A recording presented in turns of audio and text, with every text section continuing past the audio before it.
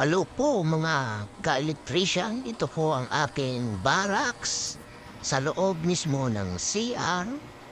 Dahil wala na po kaming mga barracks ay nasira na po dahil nag-clearing kami sa labas.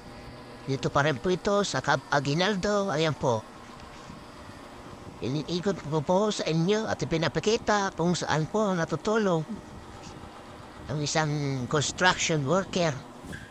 Sa amin po mga construction worker kung saan po kami matutulog at saan yung pwede, doon kami. Ayan po.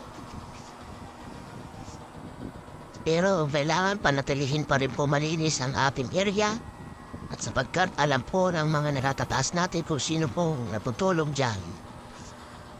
Para pag gising ng umaga, maglinis po. Ayan po. Ito po yung isang kulding pit. Babush! Mga ka-electrician.